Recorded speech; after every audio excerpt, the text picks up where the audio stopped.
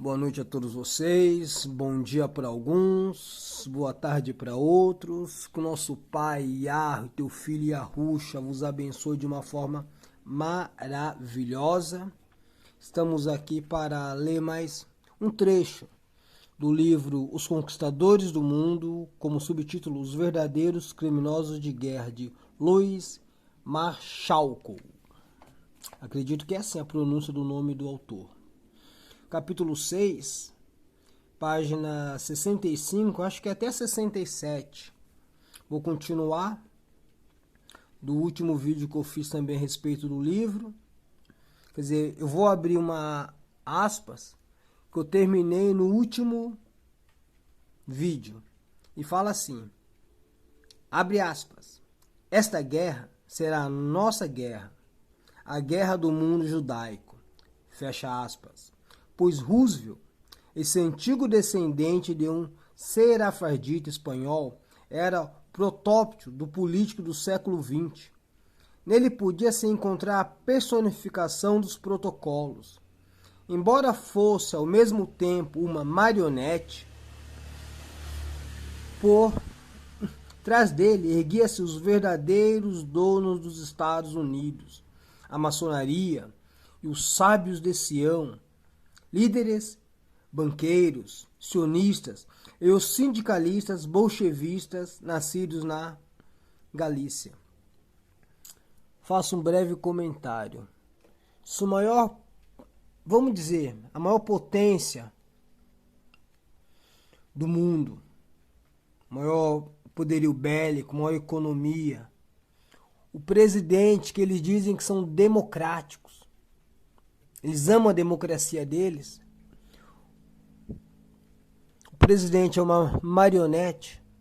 Quanto mais num país de terceiro mundo, numa república, como muitos dizem, a República das Bananas, no país onde se devia falar tupi-guarani, falamos um português. Será que quem manda é o Lula? Quem mandou foi o Bolsonaro? Quem mandou foi a Dilma? Ou eles também foram marionetes e são marionetes? Continuando, abre aspas, ele é o nosso presidente, diziam eles, fecha aspas, e a sua guerra será a nossa guerra, fecha outra aspas. Nós substituímos uma caricatura pelo, abre aspas, governo verdadeiro, fecha aspas, dizem os protocolos, com o presidente eleito pelos nossos escravos a peble. Olha aí, outro comentário. Quem elege os presidentes, que eles escolhem para estar na frente do povo, são os escravos, a plebe, o povo. No caso nós aqui, os que faz o Hélio, os que faz a Arminha, acham que estão escolhendo alguém. Continuando. É evidente que nessa altura, quase todo o poder legislativo, executivo dos Estados Unidos já estava em poder dos judeus, os, abre aspas, antissemitas, fecha aspas.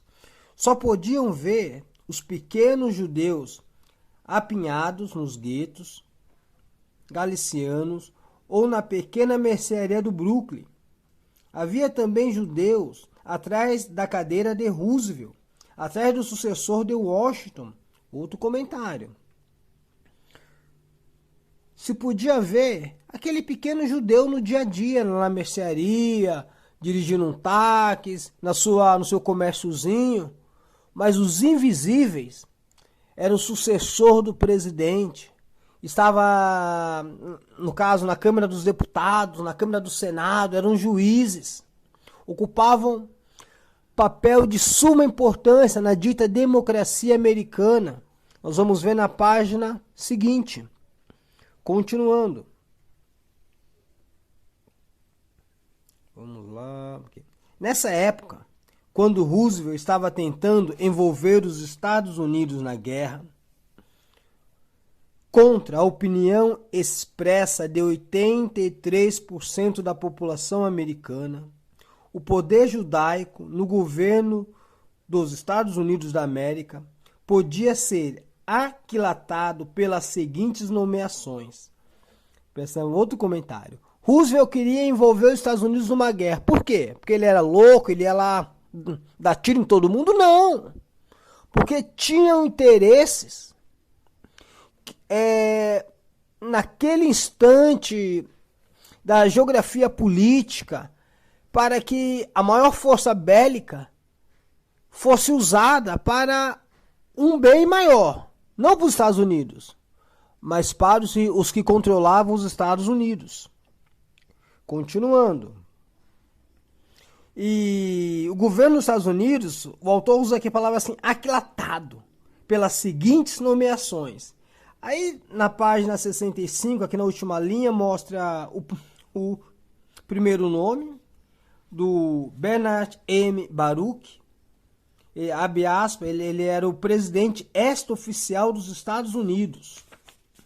Aí na página seguinte, praticamente 70% da página mostra mais alguns nomes de judeus e os cargos deles. Todos em comissões, diretores de tesouraria. O nome importante aqui, que o livro cita muito, é o Henry Morgenthau, pai, conselheiro oficioso. Ele era advogado e escritor nos Estados Unidos judaico. Escritor do Estado judaico. E o filho dele também, Henry Morgenthau Jr., secretário do Tesouro. E tem muitos nomes que eu vou deixar aqui no vídeo, vocês vão poder ver. Mas eu vou continuar a leitura para não ficar muito extensa. No final da página 66 diz assim: um poder secreto capaz de manter sob controle um país de 150 milhões de habitantes, governando de posições chaves, através de seu monopólio cerebral e detrás da cadeira presidencial. Realmente é um quadro terrível. Mas Roosevelt precisava da ajuda desse poder onipotente e de garras compridas para envolver os Estados Unidos na Segunda Guerra Mundial. Conforme fontes americanas já têm informado, nenhum segredo se fizera de que, depois de tentar em vão arrastar os Estados Unidos para a guerra, mesmo contra a opinião pública, Roosevelt continuou a provocar os japoneses com várias tramas ardis, até que finalmente os japoneses não tiveram outra alternativa, senão atacar Pearl Harbor. Durante o ataque alemão contra a metade oriental do reinado mundial, o Japão, o outro inimigo em potencial do bolchevismo, tinha de ser neutralizado, mesmo que isso significasse a entrada dos Estados Unidos na guerra. Como eu li aqui no final da página 66, Roosevelt queria entrar nessa guerra de qualquer maneira. E o Japão naquela época era uma potência na Ásia. Tinha expandido as suas terras à procura de minérios, petróleo. Sabemos que o Japão é uma ilhota, minúscula. Então, naquela época ele estava expandindo muito, era uma potência. E era uma ameaça tanto para os comunistas, tanto para os Estados Unidos e principalmente para os controladores do mundo. Que o livro fala, falei controladores, mas o livro fala os conquistadores do mundo. E Roosevelt ameaçou de tal maneira os japoneses que eles não tiveram outra reação a não ser atacar. Mas, sob nenhuma hipótese, Roosevelt queria entrar na guerra sem primeiro garantir a sua reeleição para presidente, por um terceiro período de governância. Foi por esse motivo que ele prometeu de maneira categórica em Filadélfia, em 1940, num discurso de sua campanha pró-eleição: nós não vamos para a guerra, a não ser que nos ataquem. Então, no discurso dele, ele diz assim, abre aspas: Eu digo e repito a vocês, pais e mães, digo e repito, os seus filhos não serão mandados para morrer em terra estranha, a não ser que sejamos atacados. Fecha aspas. O contra-almirante Robert A. Theobald, isso aqui, esse trecho que eu vou ler agora é fantástico. O contra-almirante Robert A. Theobald, ex-comandante da frota de torpedeiros americanos, estacionada em Pearl Harbor, no seu livro publicado sob o título O Verdadeiro Segredo de Pearl Harbor, revela como Roosevelt preparou e provocou esse ataque contra os Estados Unidos. Com uma série de provas irrefutáveis, o contra-almirante Theobald declara que o próprio Roosevelt provocou essa catástrofe contra os Estados Unidos. Em 26 de novembro de 1941, Roosevelt mandou uma nota tão insultuosa ao Japão que esse país não teve outra alternativa senão atacar. Abre aspas. Com a ajuda da nota de 26 de novembro, fecha aspas, escreve o almirante Theobald, abre aspas, o presidente Roosevelt propositadamente e irrevogavelmente desencadeou a guerra para os Estados Unidos.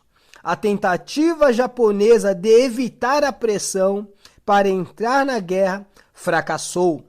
O Japão teria de entregar-se ou de lutar, e não havia dúvida quanto à escolha. Fecha aspas. Leram e ouviram. Quem provocou a guerra? Quem provocou aquele massacre, aquele incidente que eu vou ler aqui? Acho que eu vou ler pela quarta ou quinta vez. Apesar do fato de que o serviço de espionagem... Olha, vamos prestar atenção. Apesar do fato de que o serviço de espionagem americano já descobrira o código secreto da Esquadra Naval Japonesa vários meses antes, de modo que o alto comando americano estava a par, antecipadamente, de cada movimento da esquadra japonesa. O comandante de Pearl Harbor não recebeu nenhum comunicado informando ou de que, em virtude dos resultados de negociações diplomáticas, era iminente um ataque japonês. Já um mês antes, os chefes do Estado-Maior sabiam muito bem que os japoneses pretendiam atacar Pearl Harbor. Eles conseguiram até interceptar o telegrama secreto japonês, contendo a declaração de guerra japonesa, e ao mesmo tempo ordenando que essa declaração fosse entregue à Casa Branca, no mesmo instante em que as primeiras bombas estivessem caindo sobre Pearl Harbor. Um breve comentário. Quer dizer, aquele massacre japonês contra os soldados estadunidenses poderia ter sido evitado, mas o presidente Roosevelt não quis evitar esse massacre. Essa catástrofe poderia ter sido facilmente evitada, mas o presidente Roosevelt queria ansiosamente esse ataque. Ele estava rezando, orando por esse ataque. Ele estava fazendo jejum por esse ataque. Ele proibiu expressamente que a esquadra americana saísse de Pearl Harbor. E por isso morreram 4.575 soldados americanos desprotegidos. Eu vou repetir. Quantos soldados morreram? 4.575 soldados desprotegidos. 18 navios foram afundados. Entre eles, 4 grandes naus de guerras americanas. mas Roosevelt e os que estavam por trás dele alcançaram os seus objetivos. Vou comentar qual era o objetivo de Roosevelt e dos que estavam comandando Roosevelt. Era que os Estados Unidos fosse atacado para que ele entrasse na guerra. Aí a frase do Roosevelt, depois do ataque: olha só, meus eleitores, pá, eu abro aspas, eu digo e repito a vocês, pais e mães, digo e repito, os seus filhos não serão mandados para morrer em terra estranha, a não ser que sejamos atacados. E ele nos ataca, fecha aspas, eles nos atacaram, nós somos americanos bonzinhos, povo da liberdade e da democracia, mas nós somos atacados, então nós vamos nos defender. Mentira! O Roosevelt matou seus irmãos, matou seus compatriotas, matou os seus eleitores. Agora, ele vai conseguir o que ele quer, o que os que comandam ele querem. Vamos lá, continuando. Feche aspas. Trovejam as promessas do nosso presidente, no meio do rimbombo, das bombas que caem sobre Pearl Harbor. E agora ele está de pé no convés do Potomac, com a mesma cara hipócrita, cercado por outros fariseus, cantando cordialmente, avante soldados cristãos, o bem conhecido hino anglicano. Está sabendo o tempo todo que vai arranhar o recém-assinado Tratado do Atlântico. E da mesma forma que quebrou a sua promessa feita aos pais e mães americanos, ao Papa Roosevelt escreve dizendo que a forma de ditadura russa não é tão perigosa para o cristianismo como o tipo alemão de despotismo. Roosevelt, que era um político bem informado, sabia muito bem que isso não era verdade. O nazismo era menos nocivo para o mundo do que o comunismo russo, o bolchevismo na Rússia. O Roosevelt sabia, assim diz o escritor, como todos os que estavam no comando. Só que quem estava no comanda a democracia estadunidense e o comunismo soviético.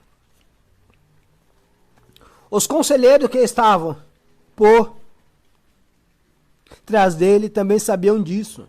No entanto, eles fizeram essa declaração ao Papa e a todos os países do mundo.